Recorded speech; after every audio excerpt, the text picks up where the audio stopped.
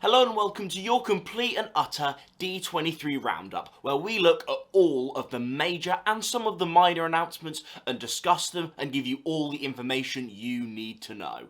I should say it here and now, I put a lot of research into this video, so I've done that work for you, so drop me a like, please, that'd be nice. Anyway, let's get on to the announcements. First of all, let's talk Lucasfilm. Let's just get out of the way a couple of non-Star Wars based announcements.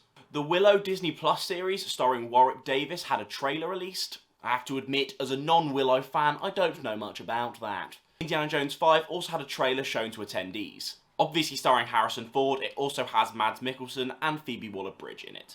Now, the Star Wars content. The Mandalorian got a new trailer for Season 3. As this is a very early trailer, not many story details got released, but we got a lot of footage from the upcoming series. All we really know is that the series will be coming in 2023. Then we got another trailer for the new upcoming series Andor.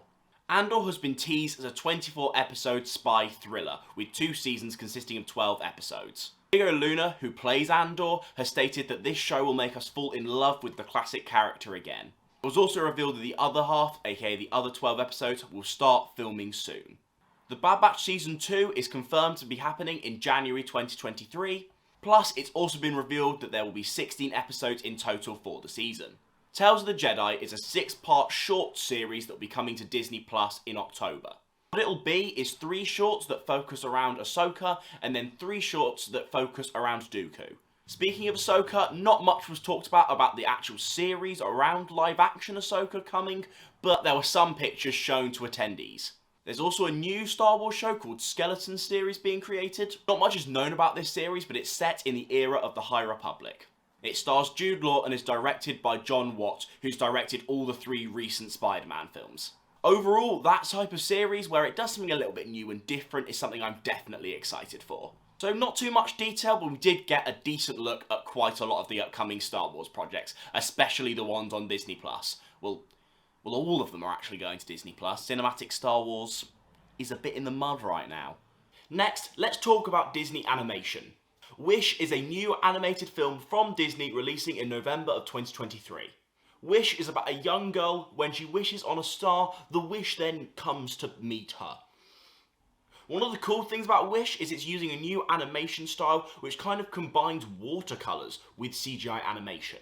Recent Oscar winner Ariana DeBose is confirmed to be the lead in this film, and it's being confirmed to be a musical. Another Disney musical, that's got to have me excited. Alan Tudyk will also voice a goat in this film. Enough said. Disney this year, however, is also releasing Strange World. This film kind of seems more like a DreamWorks plot, but it's still kind of curious. The film seems to follow a dysfunctional family on their adventures as they kind of discover alien planets that are sometimes a bit hostile. Let's just hope this is more Wreck-It Ralph rather than Ralph Breaks the Internet. Was that shade really necessary? We were also given details about Awaju, a new collaborative project with Disney and an animation company. Disney have collaborated with Kugali to create this movie that will come onto Disney Plus. Not many details are known, but we know it'll be set in Nigeria. And finally, Zootopia Plus was talked about, a 6-episode Disney Plus series. It's being described as an anthology series that follows various members of the cast of the original Zootopia film as they navigate the world they're in. Could be fun, but could also definitely just be a cash grab to kind of like capitalise on the Zootopia name. Now, let's talk about live-action Disney properties. A trailer was released for Hocus Pocus 2. This is the long-awaited sequel to the original Hocus Pocus, and this will be a Disney Plus movie coming out later this year. The trailer doesn't show too much, just apart from the original witches creating more mischief. Another Disney Plus sequel we're getting is Disenchanted. This is a sequel to Enchanted, with Amy Adams returning in the lead role. The plot of this film seems to be Giselle, who 15 years later seems to not be so happy with her life anymore, so decides to change some things around. Maya Rudolph has also been confirmed to be the film's villain. Peter Pan and Wendy was talked about for a little bit. Not much was revealed, but a new poster was put out, and Jude Law is obviously going to be Captain Hook, which is very exciting.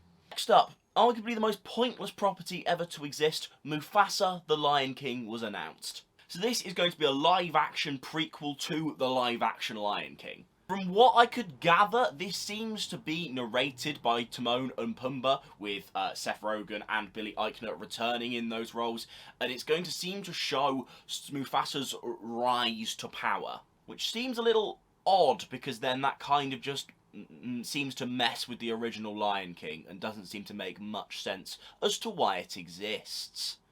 However, as Barry Jenkins is directing, who is an Oscar-nominated director, this could have an interesting spin on it, and I should stop being so cynical. We finally have a trailer for the live-action Little Mermaid, with Halie Bailey being the new Ariel. The trailer was released showing quite a few of the iconic shots, and Halie Bailey singing bits of Part of Your World. Live-action Snow White was briefly talked about, although not much was discussed. All we know is that Rachel Zegler from West Side Story is going to be playing Snow White, and Gal Gadot is going to be playing the evil queen. That would be good casting if Gal Gadot could act. But I think what's important for this film is Rachel Zegler has described this film as a bit more of a modernised version of Snow White, which is important as the original was about a century ago. The film focuses on her character coming to terms with herself and finding her agency, which I think is the right way to go with this kind of adaptation.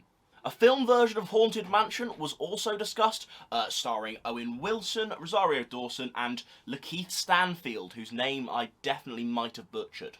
Nothing more to discuss here, as I don't really care about Haunted Mansion. And that is the end of the Disney live-action announcements. Fraser Oliver, I need you! The first Pixar project that got talked about was Elemental. Now this film will star two main characters, Wade and Ember, which is two characters made of water and fire. It seems like a fun enough concept, but the most important thing about this film for me is that it's coming to theatres, which there was a bit of worry that Pixar was just gonna become a Disney Plus project, but now we've got confirmation it's coming to cinemas, and it'll hit cinemas on the 16th of June 2023. The next Pixar film to be released was Elio, which is a film we'd never heard anything about before. This film will basically be about a kid who gets mistaken for an alien leader and like the sort of ambassador for Earth. Some concept art got released from it, and if that's the animation style they're going with in the film, I am so excited, because it's a very unique animation style. And it's set to release spring 2024. The next film Pixar spoke about was probably the biggest announcement for them. It's Inside Out 2.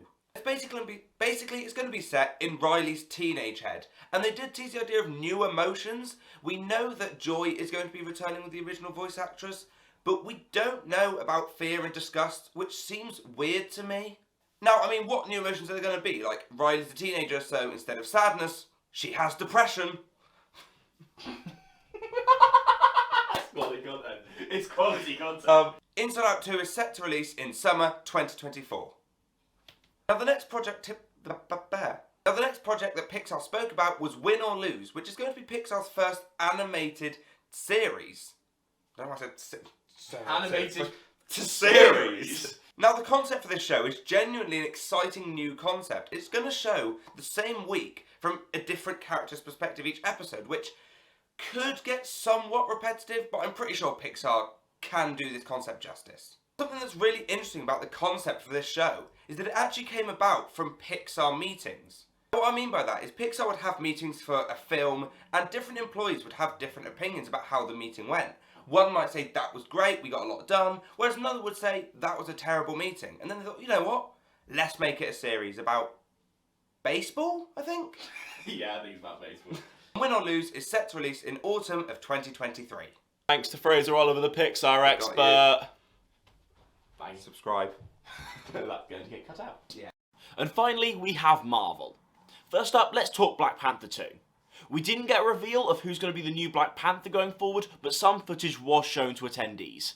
Mainly, we got Queen Ramonda talking to the UN, and we also got a Dora Milaje fight scene.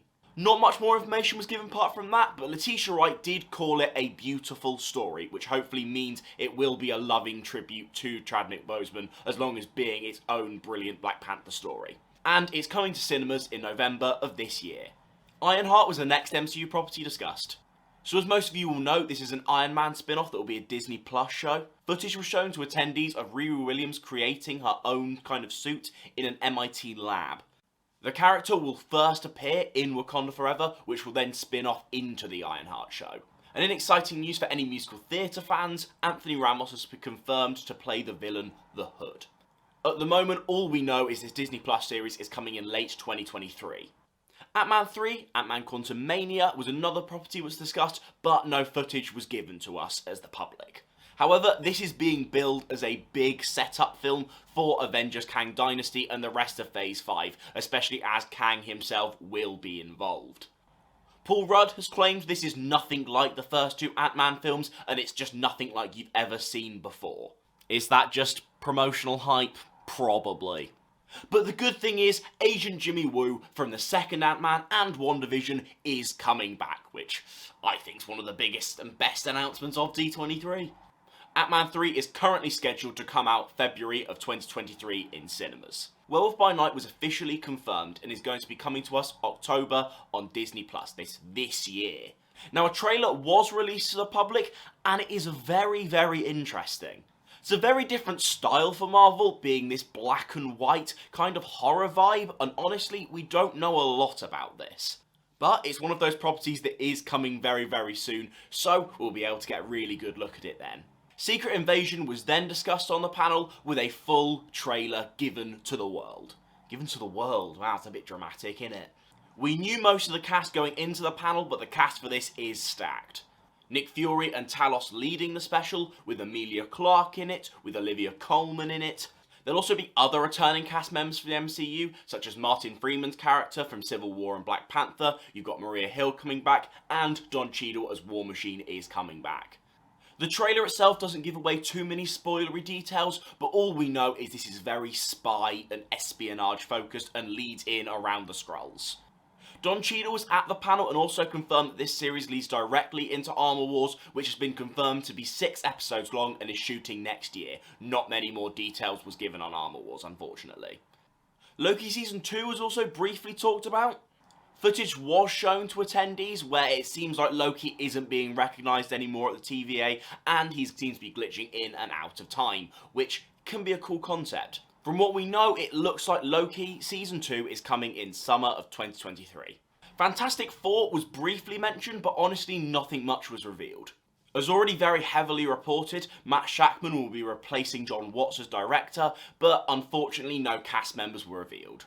The Echo series also had some footage shown at the convention, and it's been confirmed that Vincent D'Onofrio's Kingpin will be returning, likely with an eye patch, confirming that the events of Hawkeye definitely didn't kill him off as we suspected. Apart from that, nothing really more was teased.